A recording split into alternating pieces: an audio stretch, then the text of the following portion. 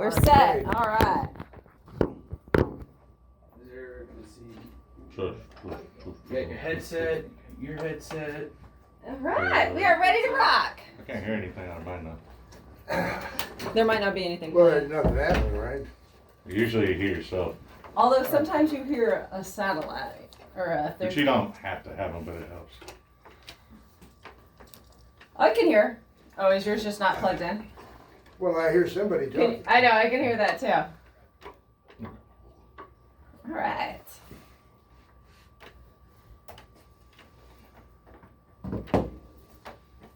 I guess let's start off where you want to talk about Look what I got! Signed, sealed, delivered. Chad called and asked if I had this last night, and I was like, I do not have one. Well, you got one now. Yeah. I was like, but I've already made 2 videos online about the Apollo before we sold the prototype Spider, or before you sold it, and then so I was like, I'm ready to rock. I got all my questions right up here. Yeah, I'm sorry we sold it, guys. It's okay. Do they have any more of those books? It was an exciting time. I don't know if you, maybe if you're nice to George, maybe he'll sign it and give one to you because he gave one to me. I might, Chad, if you ever finish whatever we're working on. Okay, good. We are Did recording. we get the Continental air compressor in? Yes, I think it's at the shop. Why don't I have it? Are you talking about the Mark V?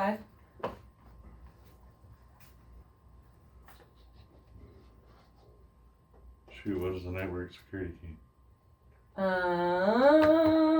It's capital H 0. Is the music on? Oh shit. All right. I'll write it down in a second.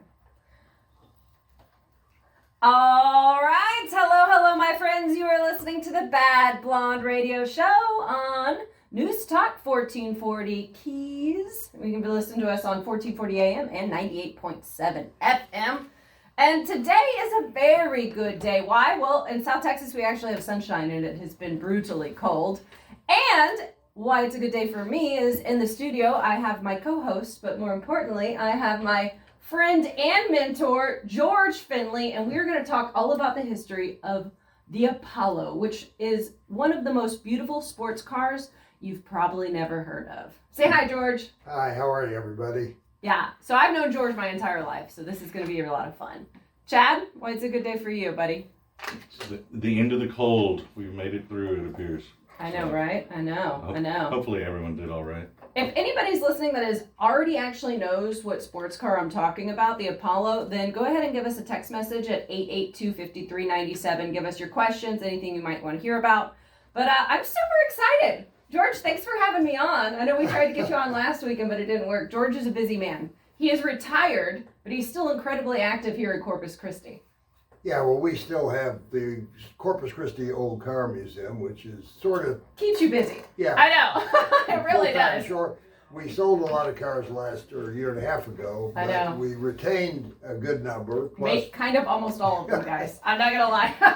wait a minute. Just kidding. If That y'all was don't know, very expensive. Yeah, I know. We're people don't know, George is definitely a connoisseur of classic cars. Yeah, I would seriously. say he's like Corpus Christi's Jay Leno. I mean, this Oh, guy yeah, that is loves- exactly it. George loves cars. He's like no, shaking his head and blushing, but it's true. It really is I don't think true. I've met anyone that loves cars as much as George does. And has such a history in them too. I mean, you and our father have played such a, you two have batted off each other regarding to cars, purchases, all types of mayhem stories. We should even talk about that Roadster story when y'all got into a crash on Ocean Drive. Or actually, it wasn't technically a crash. It was more of a spin out. Well, it was close. Yeah, it was something. I made the mistake.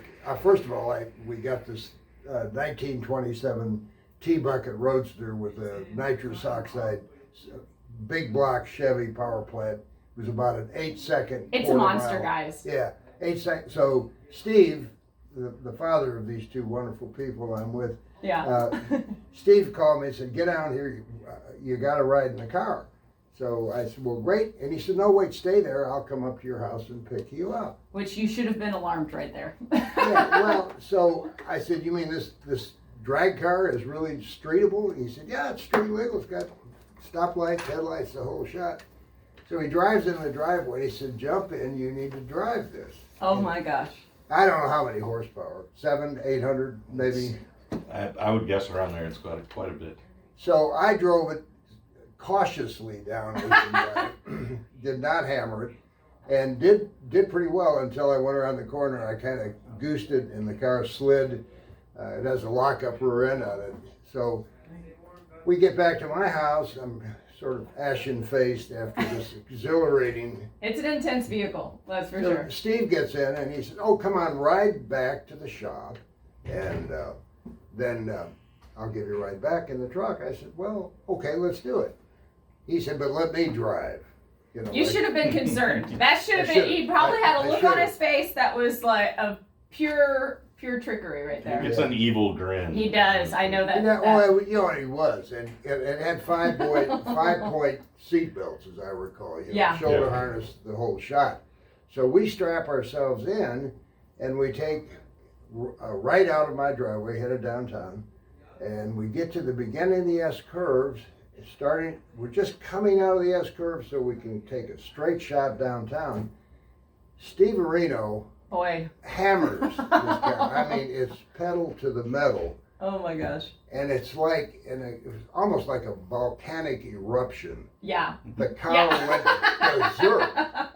So all of a sudden, the rear end locks up, and the rear end starts coming around in front of the front end, right? Yes. And he's hanging out for dear life. And we go up over the median. This is right by Hewitt, right? Yeah, right at the entrance to Hewitt. We go past the entry. We're up now on the median, sideways, backwards. And the car was made, the body was made out of fiberglass. It was total tubular chassis, a great drag car.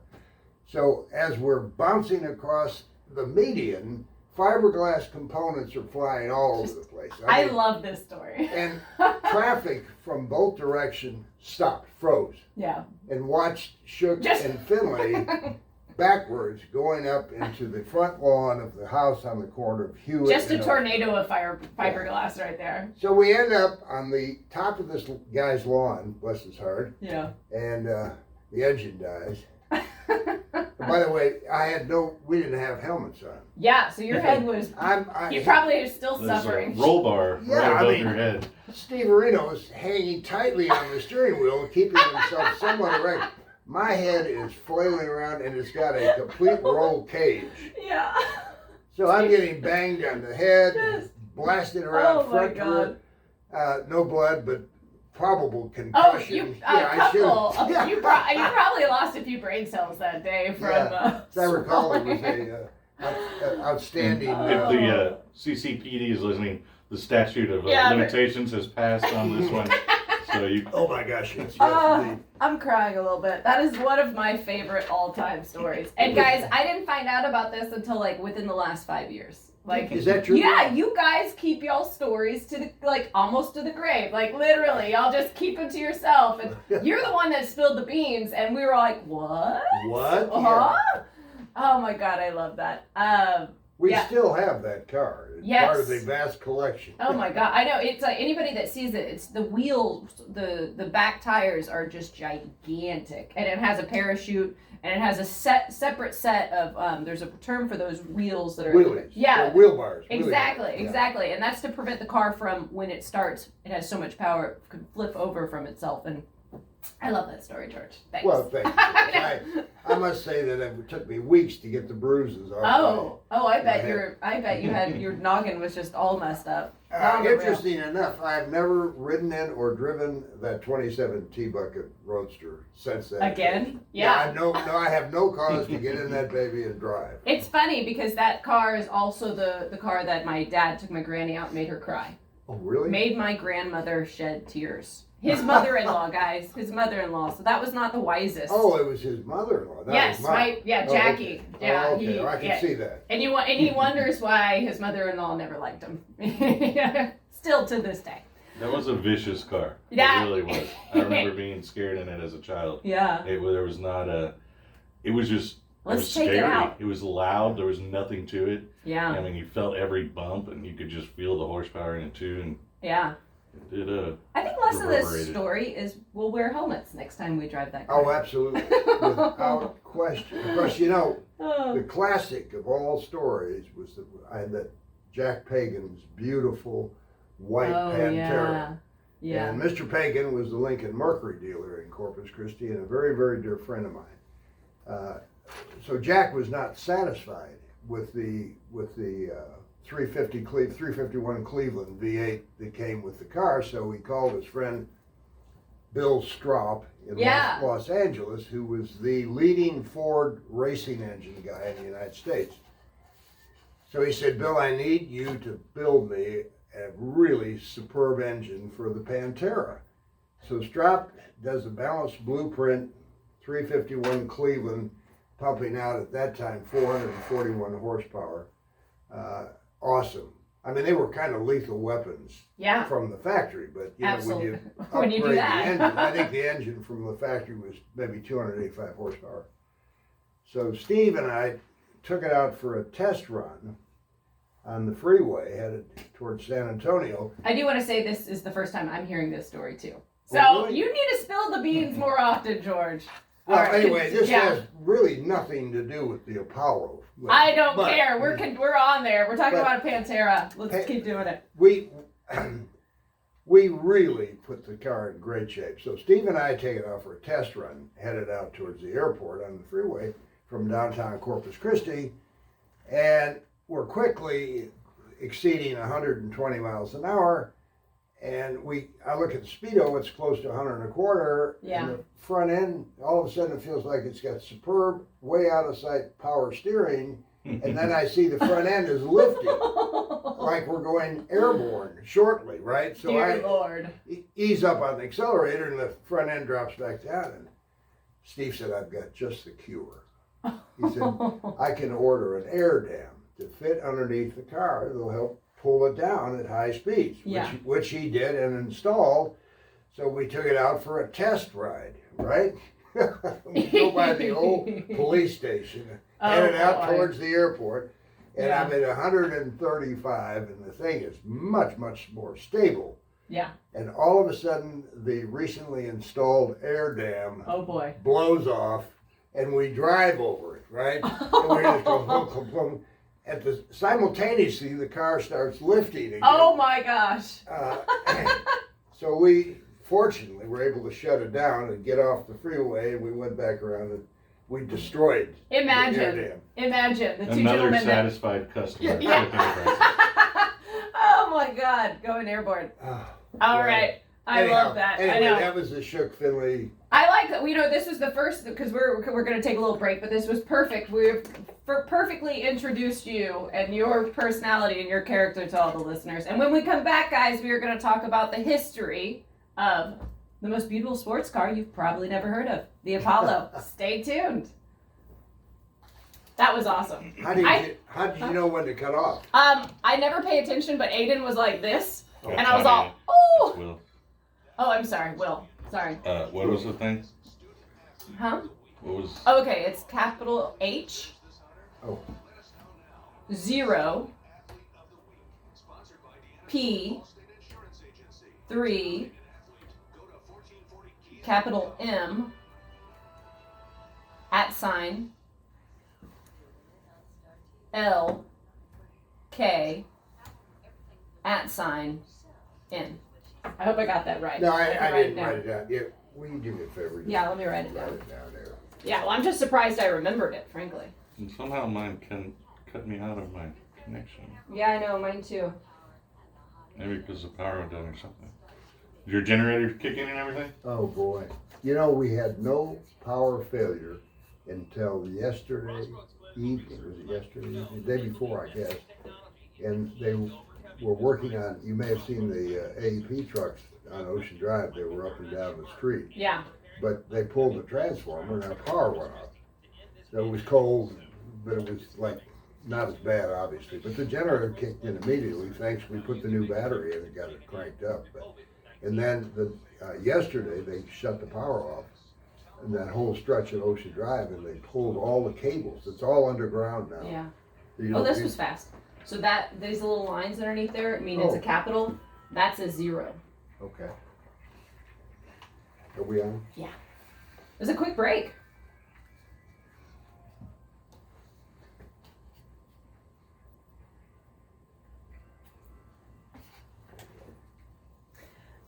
All right, my friends. We are back listening to the Bad Blonde Radio Show on News Talk KEYS 1440 AM and 98.7 FM, brought to you by Competition Sounds. Thanks, Competition Sounds. And today's a pretty darn good day. We got George Finley in here with Chad and I, and we are going to talk all about the history of the Apollo. Though we did spend our first segment talking all about George's wild stories, which is pretty fitting, you know what I mean? That's a good introduction. You know, all about y'all spinning out in front of Hewitt Drive on Ocean, and y'all are wild. Yeah. That is a little nuts. But let's go ahead, guys. Now, yeah, I mean, we could, as you understand, we could go out with other we stories really could. outside of the Apollo arena for an hour. Endless. And you know, we were talking about the history of Lincoln a few weekends ago. And if anybody wants to catch that, you can see it on the Bad Blonde YouTube. But we were talking about that. We're like, you know what? We really should have had George on here because you've owned 1 million Lincolns. Yeah. And a lot, like you had a Mark II for a while, which is very wonderful, very rare. Yeah, I had a 57 Mark II, one of the last ones built. The only car that Ford has probably ever lost money on, guys. The most expensive, the Ford flagship at the time. You may recall, historically, since you're so young, there was a car they built called the Edsel. Oh, yeah, you're right. That was a bit of a bigger loser. Was that more so than the Mark II? Oh, yeah. All right. Ooh, that was major hit. Major. Nobody that was the Edsel. Any of Edsel's offspring did not want it to actually be called Edsel. And you were with Ford. You were selling Mark II. Yeah, right? really, the whole foundation of my relationship with International Motor Cars, the manufacturer of the Apollo, was because I was fortunate enough to get a college graduate training program job with Ford Motor Company. Awesome. They hired 32 guys around the United States, and it was a pretty competitive group. And so when I was interviewed in Detroit for the job, or actually Dearborn, they said, okay, if we hire you, Finley, where do you want to go? Yeah. You know, and here you look, we literally talk about the world, right? Yeah, fabulous. Well, I had been offshore before working, so I said, how about San Francisco? You know, why not? Yeah, I know, honestly. Especially back then, that's a really good. Oh yeah, prices were reasonable, and you know, it was just a great city. Well, anyway, we don't have an office. Ford doesn't have an office in San Francisco, but we have one right across the bay in Oakland. Perfect. Well, I wasn't real familiar with Oakland, which is not quite the same class act as San Francisco. No, but it is right across the bay. It is across the bay. It is indeed. You can see it clearly. So I ended up with Ford and spent multiple months in Dearborn and going to school. Very cool. Yeah, really exciting times. Had lunch with Henry Ford II. We had the Deuce. Lee Iacocca. The whole group, in fact, if you saw Ford versus Ferrari. Yeah, that whole day, yeah. You know, we were rubbing shoulders. How cool is that? Those guys. I love it. Anyway, so inadvertently, after I got back out of the school, which was 4 months of intense 6-day-a-week education. I mean, it's as good as a master's for sure.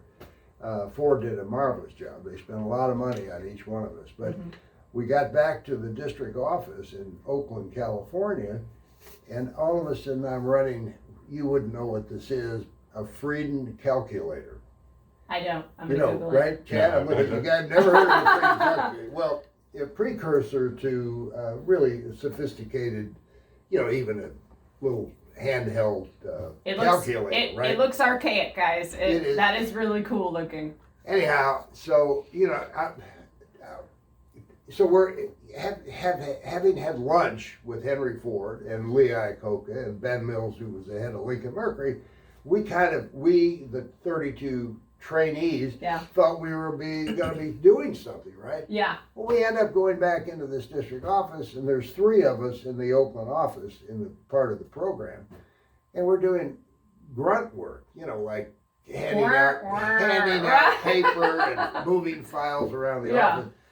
like, what kind of future is this guy? So everyone got kind of bored about the deal. I get it, yeah. One of my main jobs was to drive the executive Lincoln Continentals over to this high-rise downtown Oakland garage. Yeah. That happened to be owned by the father of the young man, Ron Plescia, who designed the Apollo. He was a graduate of the Art Center. Full circle on that. Yeah. So on Friday night, my big job Friday night was to take the Lincolns back to the garage and park them, where I met the father of Plescia, who, as I said, designed the car. Yeah. And we'd have a couple of beers, and his office was full of renderings of automobiles. How cool. That's perfect. From fellow students from the Art Center, as well as his own work. Yeah. And centerfold of this was the Apollo, the original drawings of the prototype. Yeah. So Mr. Plescia said to me, I want you to meet my son and his partners who are building this car. That's how I got involved with that is so cool. International. I didn't know that part, George. Yeah. After a six-pack, I thought, I need to meet those I'll guys. sell that. I'll sell that business into the ground. Which Well, you're George going did on do behind good you. George did too good of a job selling. Yeah. Well, the tragedy was when I got to International Motor Cars, they had a prototype. Yeah. Which looked like a shark. It was, you saw it in California. It was not. That was before Scaglione got in there and did the. Yeah, that was Ron's car, Ron Plescia's design. Okay, with no rear quarter window and so forth. Yeah. It was all aluminum, as you may recall. It ended up in one of the Rothschild family's collection of cars in Los Angeles, California. So when we had the Apollo reunion at Pebble Beach a few years ago, Mr. Rothschild was kind enough to put it in a transport truck and send it up to our show where the Apollo and that was a great gathering. How there were what? There were 50? There were 62, 40? weren't there? No, actually, of the Apollos in attendance, there were 19. And then, but that's plus the prototype. So we had 20 cars out of a total production of 88 vehicles. And maybe half of that are alive or in existence. We don't know. Yeah, we have in the registry, I think there's 28, 32 or something like that, of registered owners that are part of the Apollo Register, who Bob Northrop, the author of the Apollo GT, America's Ferrari, a wonderful book, by the way, which I'm sure you can't find, but you might if you're a good computer person.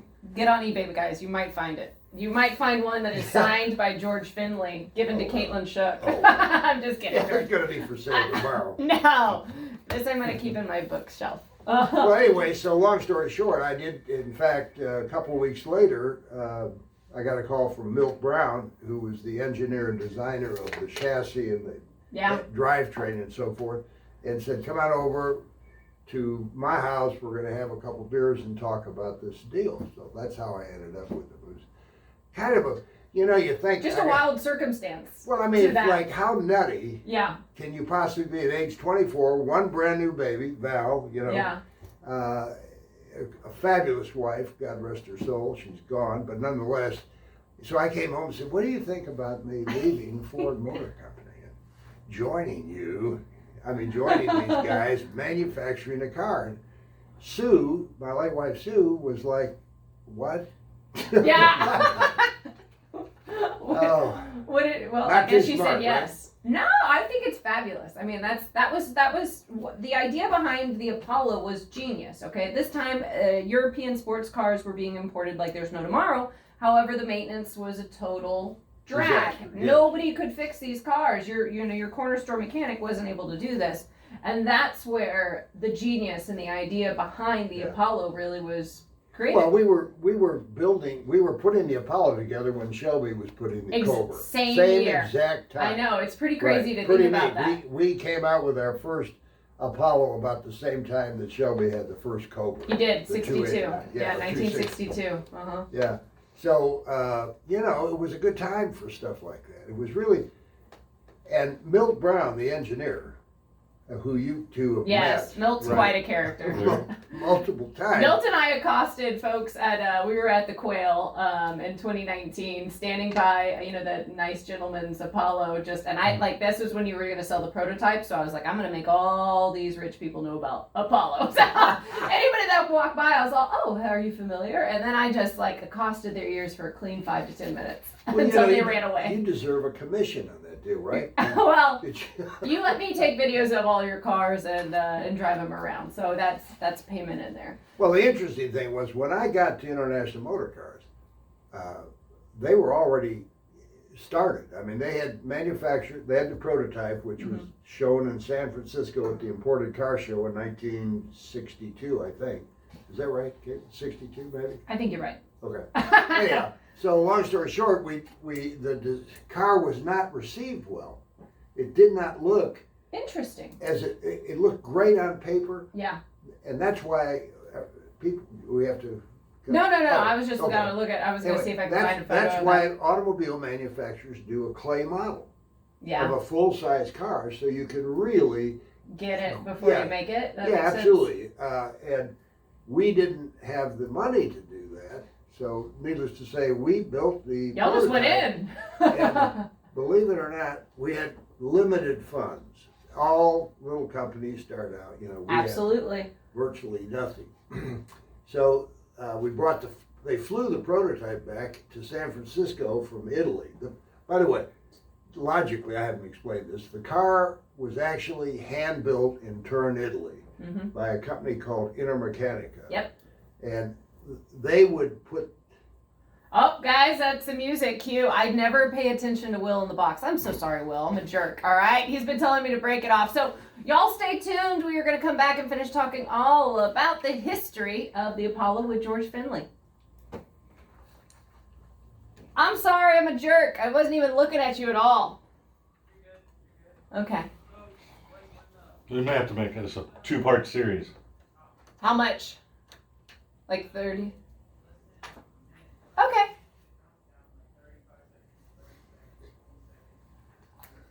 Who knows what'll help, though?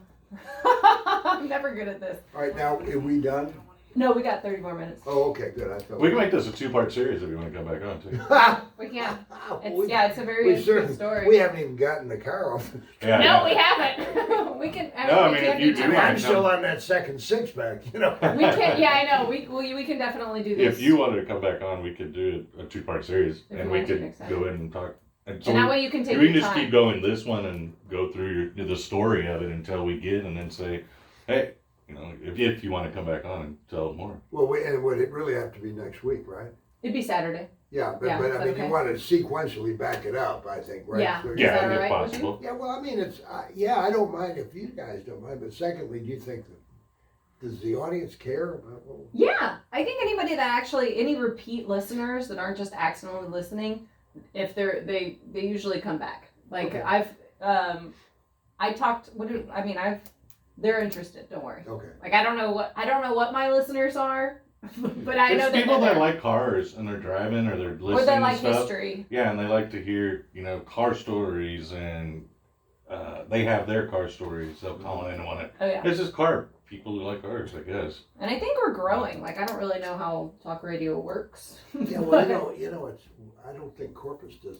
I'm talking the whole market, not just here. All the radio stations.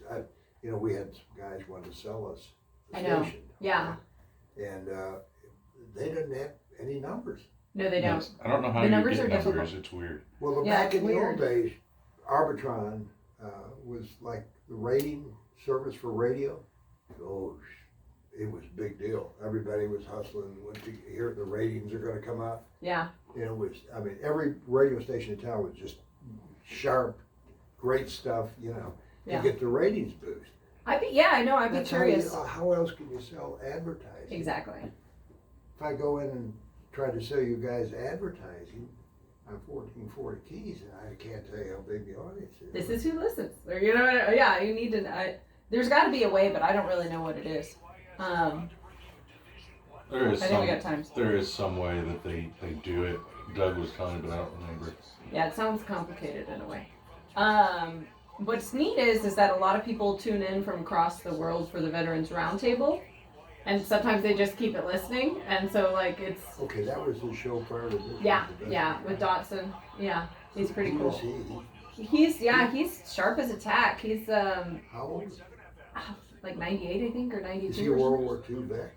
Yeah. Yeah. Yeah. Shit. Yeah, he's I'm impressed. yeah, he's pretty cool. He's sharp as a tack. He does the show every, like I think it's like a, I don't know, 2 or 3 hour show. Well, they always have Todd Hunter on and representatives. Yeah. Hunter was on right before we got here. Today? Mm-hmm. Yeah, he's on pretty much every week. Well, he should have been on. I hope they talked to Urquhart as a He usually politician. calls in on He that. was, Yeah. he was going off on him, on Urquhart and stuff. As they should. This has been a shit show. Well said, yes. Me- It's our fault. Yeah, I mean, it's the state of Texas. 100%. Unbelievable. Whose head needs to roll? That's all I want to know. Like how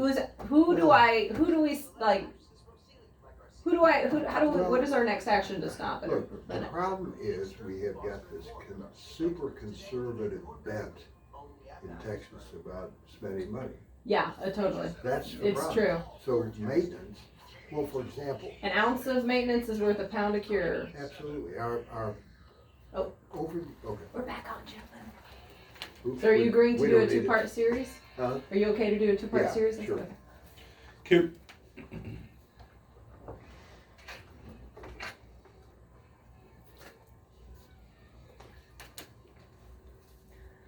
All right. Hello, my friends. You are listening to the Bad Blonde radio show that's on every Saturday at 10 a.m. on News Talk KEYS Corpus Christi, Texas, 1440 a.m. and 98.7 FM, brought to you by Competition Sounds. Thanks, Competition Sounds. And today we're having a lot of fun. We have Chad, my co-host, in the box, and also George Finley, who is a automotive enthusiast extraordinaire. We've had a lot of fun stories at the start about spin-outs and getting quite close to making a Pantera airborne, which is both exciting and petrifying. And now we are talking about the history of the Apollo, which is just a fascinating story, how you even got into there. And guys, this is going to be a 2-part series. We're going to have today's show and next Saturday, because we are halfway through and we have just now gotten to how you meet the story. As you said, we're only like 1 6-pack in, and We conned George into doing I a know. 2-part series. And if anybody's wanting to look at what the Apollo looks like, because there's a lot of stuff on Apollo if you just Google it. But if you look up International Motor Cars Apollo, you can see the vehicles that we're talking about. And you should take a look. And if you should. have any questions, don't hesitate to text us or call in at 882-5397. Texts are probably better because I never pay attention to if I'm getting the signal if somebody's calling in. But George, let's start where we stopped. You had just, to recap, you had just asked your young wife, who when y'all have a 1-year-old daughter or a 4-year-old daughter, if you could. No, 1-year-old, you're right. Yeah, abandon the Ford Motor Company and hop into this startup of the perfect Italian-American hybrid, the Apollo. Yeah, it's kind of interesting when you make a career change. Generally, you're kind of looking up, right? I mean, there's got to be some upward, either better salary or better compensation or something, right? You were in for the adventure. Well, I took a salary cut. Oh yeah, I believe it. From 4. Oh yeah. Well, you can't explain. Yeah. When situations happen, when you're young, you are so flexible. Right? Yeah, And totally. Secondly, I was a car aficionado when I was a child. Mm-hmm. Okay, way back. I had a 32 Ford 2-door coupe when I was like 13. Awesome. But we lived in the country, so I could drive As you wish. without a license, Yeah. right? So, but back to the Apollo. So we went after I told Sue about this absolutely extraordinary opportunity. And we decided, she said, she reluctantly said, well, if that's what you want to do, go ahead and do it. What I didn't do was look at their financial statement. You jumped your feet first. You saw the car. You thought it was a beauty. I mean, I was so excited about the automobile. I mean, the car was just dropping. I saw a bunch of zeros. You just didn't know there was no number, positive number in front of those zeros. Right, it was decimal point 000, right? Or negative. Oh my gosh. I had never seen a bracketed financial statement, but. So, I mean, I didn't ask the appropriate questions about making this career change, about the financial stability. Whatever. I'm happy about it. I'm happy you did it. I mean, it's a story that you can't, to be in a startup like that of course you had to do it. Well, so then I got to meet the principals, on a more formal basis. After I made the decision. Like Milt Brown, Ron Plesha. Yeah, Milt Brown, Ron Plesha. And then the president of our company, the chief executive officer, was a guy named Newton, right? Newton Ned Davis. Oh my gosh. So Newton had a degree from Cal, University of California, Berkeley, in finance. And he thought he was, this is an undergraduate degree, but nonetheless, he thought he was a genius, financial genius. We've all met a few people like that. Yeah, I know you have. You more than me. No. So what happened was, after I made the decision to leave Ford, we're sitting there and I'm talking about, I didn't ask Newt any questions about his background, right? Other than the fact he's the president. Yeah. Like, why are you the president, Newt? What is your background in the car business? Well, my background in business is I ran a somewhat successful washateria. Oh my gosh. Oh my God. Well, I said, I owned the equipment and, my wife Patsy and I put this deal together. We had a washateria in Berkeley. I said, oh my gosh. Uh-oh. That's it? That's your exposure to the car business, washateria. washer and dryers and stuff? Yeah. But he said, I sold the company to profit. Therefore, I put all of my nest egg into International Motor Cars, which was like $30,000, which was a ton of money. That was a lot of money in the 60s, for sure. So he was the president, had the most stock shares in the corporation. Okay, so Milt had dreamed about, Milt made a sports car called the Apache. I don't know if you've ever heard of it, Chad. It's an open wheel car. This is back prior to Apollo, the Apache. I'm looking it up right now. So Milt had, believe it or not, a reputation not only in the United States for the Apache, which was quite successful. It's like a little Formula Ford or something. Yeah, Formula Ford Exactamente. If you pulled it up, you'd say, "My gosh, it's like what you had raced." And very cool. He then, those cars were exported to Europe and raced. Really? Yeah. Neat. Interesting. So he was in Europe, and he went to work for the gentleman that started Lotus. Oh yeah, Colin Chapman. Yeah, Colin. I was gonna say his Apache. I looked it up. The car looks very much like early Lotus. If you saw it, your brother. You could Apache Formula car. Google image. So I'd move my computer around, but my computer's too big. So it's quite. Yeah. Quite scientific. Very big. Right. It's too heavy. So Milt had a reputation established in Europe. So he went to England and joined Chapman. Yeah. As a flunky, but he wanted the experience to see how they were building both the race cars as well as the production. That's so cool. I did not know that about Milt. Yeah. I'm surprised he hadn't told me about that. I'm surprised.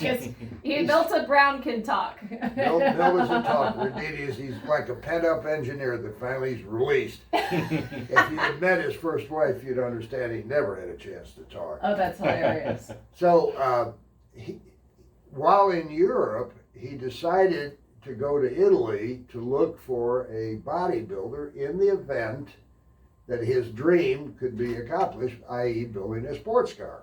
Right? Not a race car, a sports car.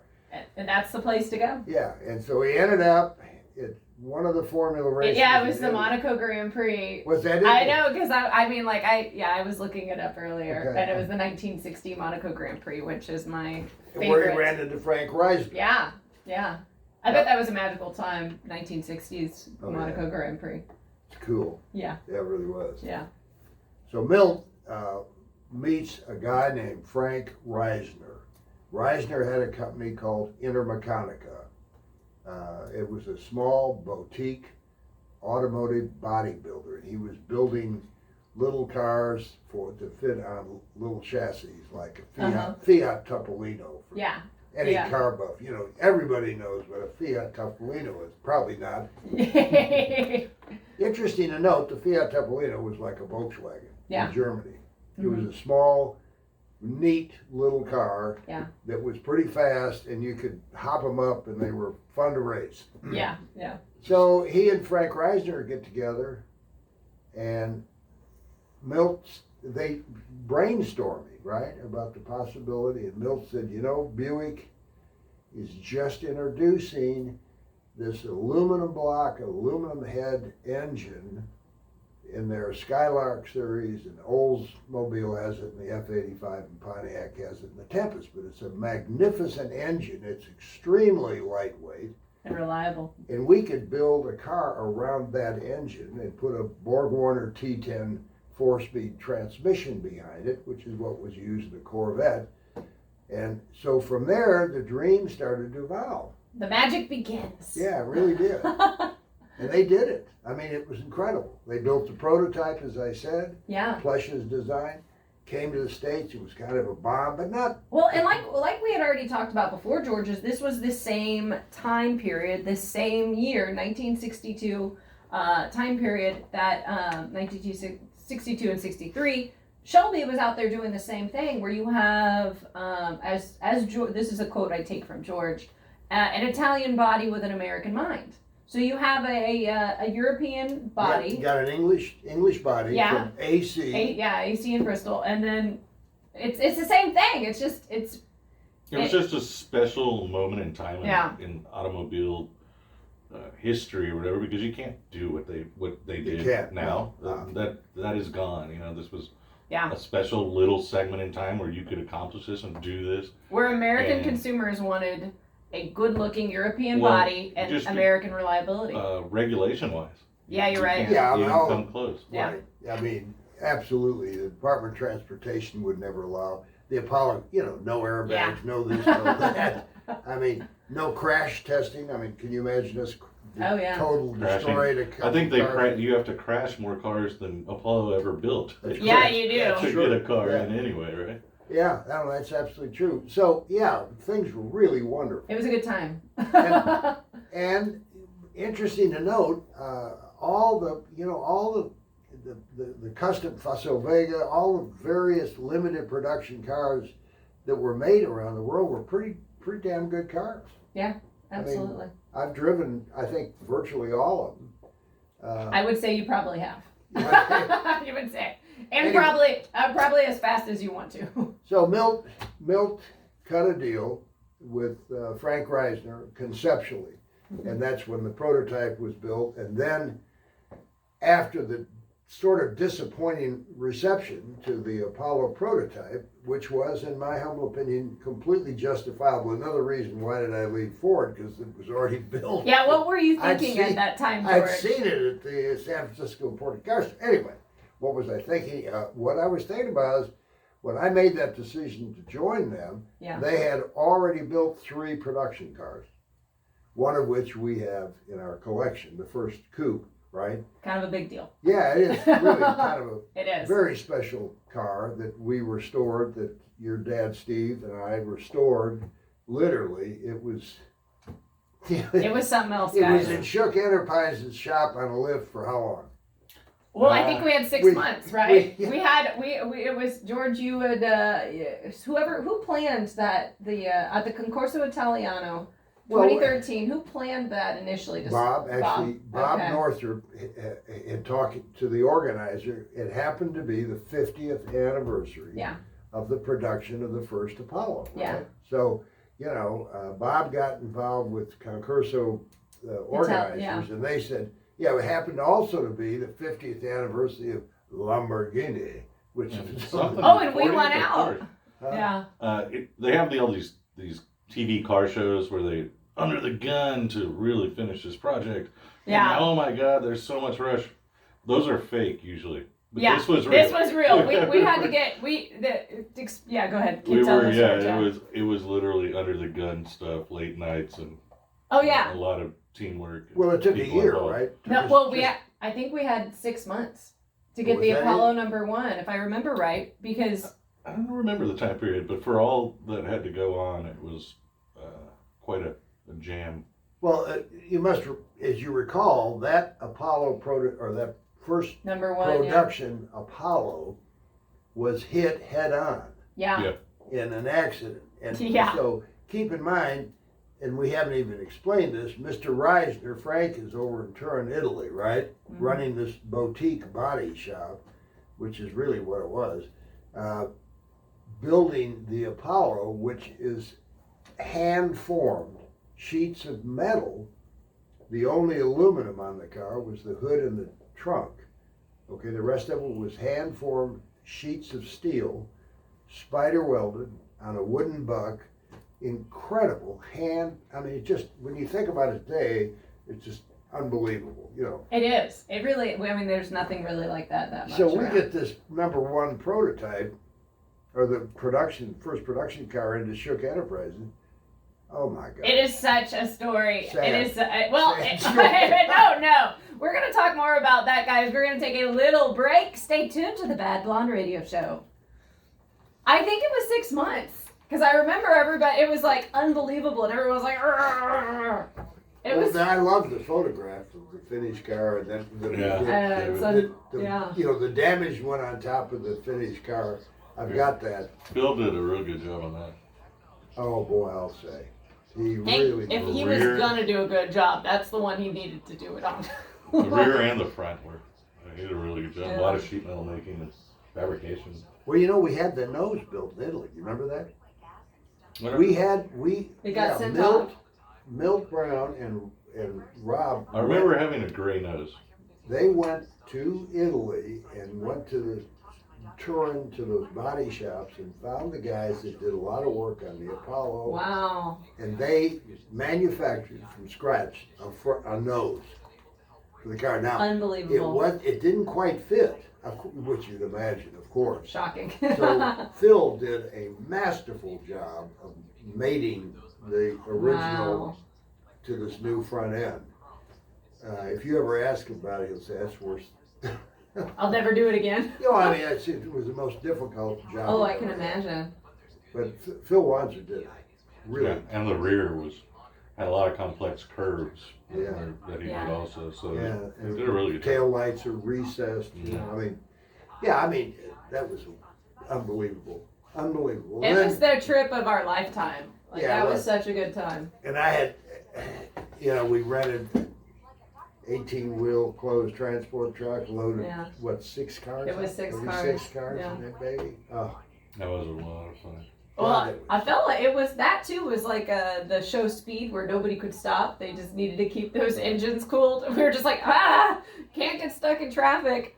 Well, yeah, that was, in the hills. Oh my Do you remember God. that? Buck and I were in the, I love trying to get out. Yeah, no, everybody just was like, every man for yourself, and you had a driver and you had your, And of course. Oh, music. I thought that was fun.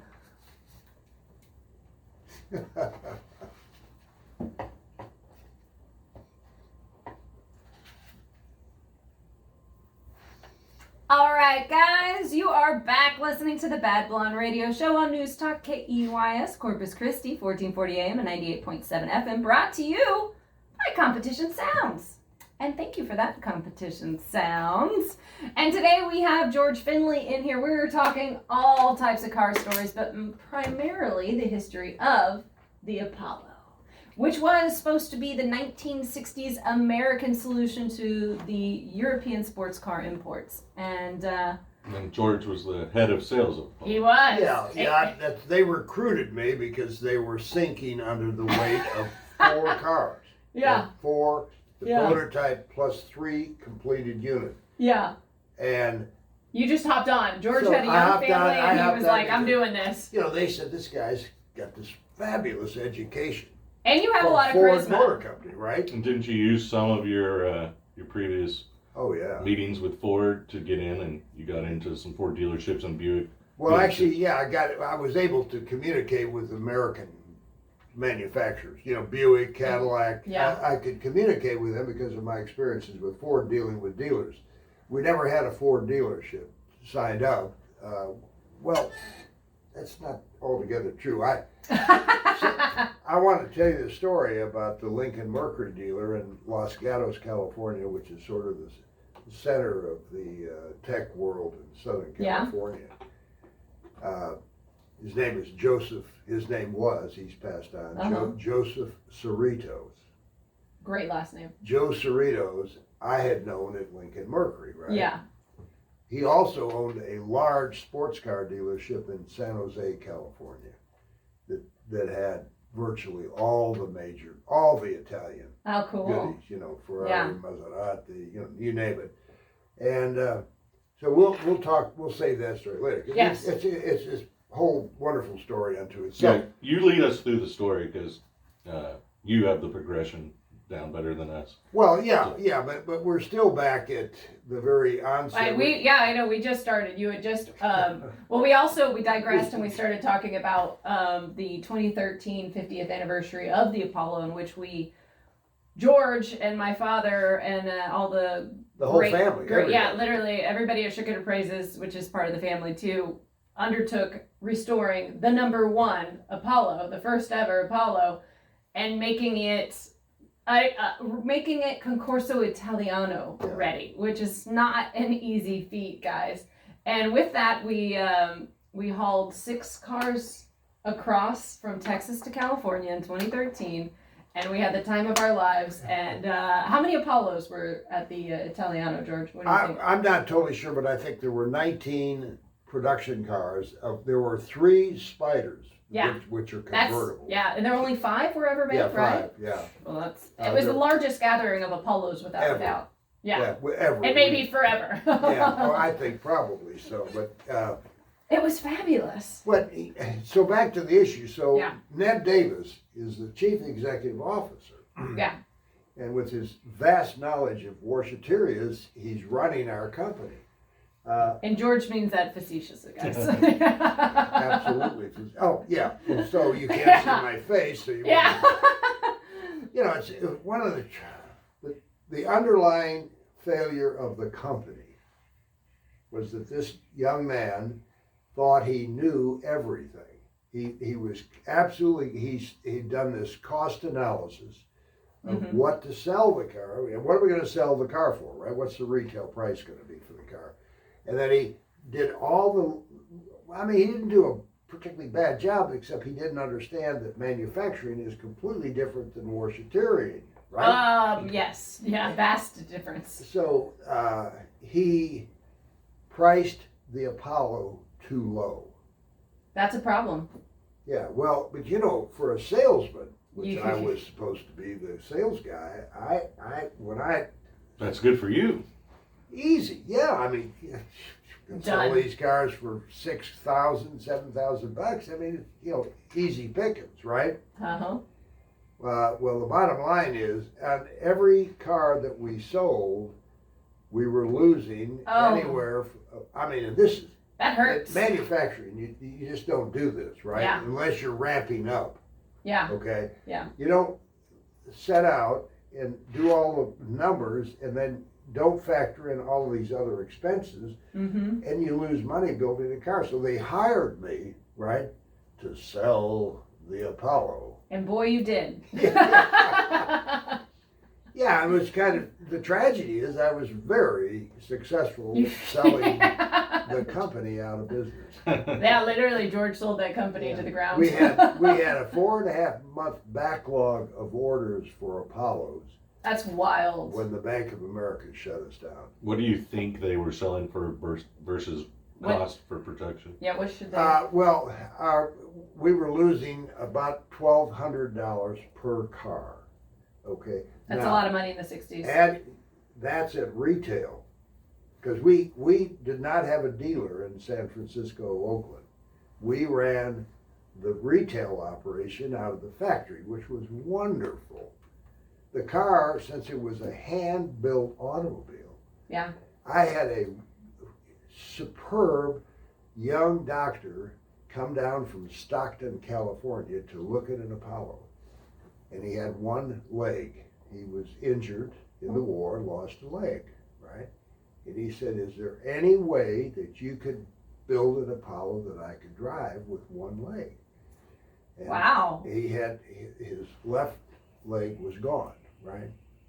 So I said, we can put a Buick automatic transmission behind this aluminum engine, yeah, and shift the pedals around so you will have easy access. Oh, he lost his right leg, excuse me. Okay. So we had to shift the pedals back, and obviously no clutch. Yeah, right? yeah.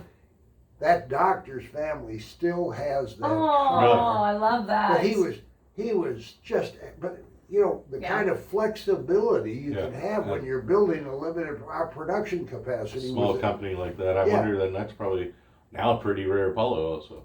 Oh, absolutely. Oh, yeah. One of the only Apollo that is automatic, I would guess. Yes, it's the only automatic Apollo, but the factory Apollo.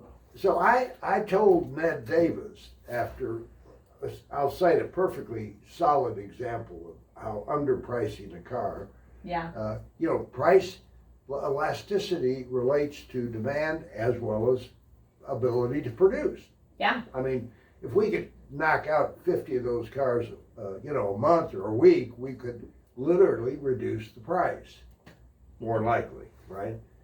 In reality, though, when you're in such a limited configuration, you're selling an extremely exclusive piece of machinery, right? Yes, because not only are you losing $1,200 per sale, but each car is probably taking 6 months to make, so it's taking you 6 months to lose $1,200. You know? Well, when you talk about us ordering an Apollo chassis, body chassis, when those cars arrived from, this was one of the cost overruns, when the cars arrived from, are we done? Yeah, I know. I never pay attention. I'm so sorry. I got to get better at paying attention when we're about to end.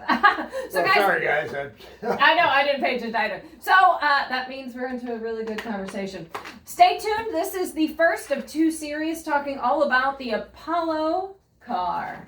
Stay tuned to the Bad Blonde Radio Show. I'm sure. I'm sorry. You probably were doing that like a million times, and I was just like. Okay, good. I'm just 2 into it. So let's take a note of where we ended. I'll make a note of where we were. Shipping. Really, if you just imagine, what if if he had just priced that properly and been the same. Well, I'm not going to tell you the story because I will next week, but the fact is, the solution to our problem was best described to me by a guy who you know indirectly. You guys know well. You know this guy well indirectly. Ooh. He and his wife, Ruth and Elliot Handler, were the founders of Mattel Toy Company. Oh, wow. Okay, in Hawthorne, California. Uh-huh. You know, Barbie and Kenny are their kids, right? So yeah. I'm in, all I can tell you is when Ruth and Elliot got a test ride and drive in the Apollo, they were in love with the car. Yeah.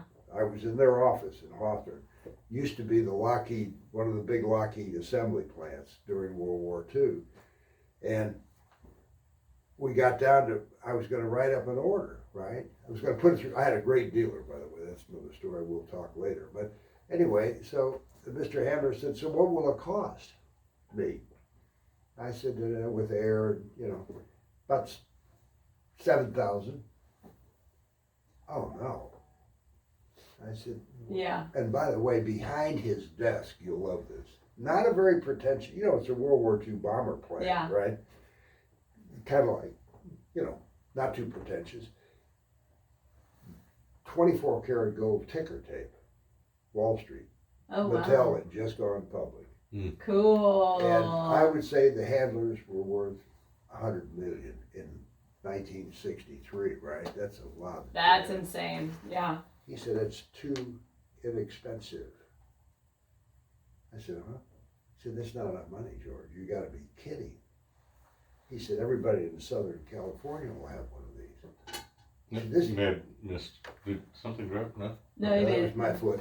Okay. He said, everybody, he said, that, and he said, secondly, that price demeans your product, which is handmade. Hmm. He said, can you imagine us making a Barbie doll by hand, one at a time? Right? But he said, it's just ridiculous. You're not a mass production car. You ought to be priced at an Aston Martin, Ferrari. Yeah. You should be at least 12,500, right? Mm-hmm. That's the answer. So I rushed back to Oakland, sit with Ned and Milt. Yeah. Said, guys, this is a customer. Same thing happened to me with Tony Curtis, Jamie Curtis's father. I don't know if you remember Tony Curtis. He was a great actor. His wife was Janet Leigh, good-looking broad. She was in that movie, The Motel. What was the name of that? Do you guys ever see? It's an old scary, one of the first scary movies. I don't know. I'm not. Is it? I think I know what you're talking about. But I'm not Anyway, sure. long story short, the fact is, we had a car. That doctor, for example, who came down from Stockton, you think he wouldn't have paid 11, 12 grand for the car? Of course. Yeah, 100%. I mean, we're building that car for him. Mm-hmm. Anyway, Ned Davis. What did he say? No, you don't know what you're talking about. I've studied this issue. Okay. Old Washateria guy. Yeah. Unbelievable. And the market is telling. You know, that's what I learned. The customer is telling you, I want. I'll pay more. Yeah. Well, and they're also telling you, I don't want every person to have one. Exactly. That's right. 100%. Exclusivity and limited production and handmade. All of it.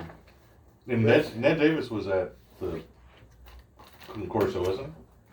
Oh no, Ned. Or was Wasn't his his wife? kids or No, something? his dead. Both of them dead. No, Frank Reisner's wife. Okay, that was it. Frank was the body guy. No, that was a tragic story. After our deal blew up, Ned resurrected the company a third time in Los Angeles. I sold it to the guys in Dallas. Yeah, Vanguard.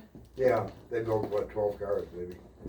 And they broke. Well, they were going broke anyway, right? Yeah. Anyhow. So, but you know, the whole issue of pricing is critically important. Absolutely. When you do an Edsel, it didn't matter what you sold it for. The public hated it. Yeah. It looked like it didn't sell, right? Mm-hmm. It was an ugly car. It's interesting. Back then in the day where you could do that, me and Caleb discussed it.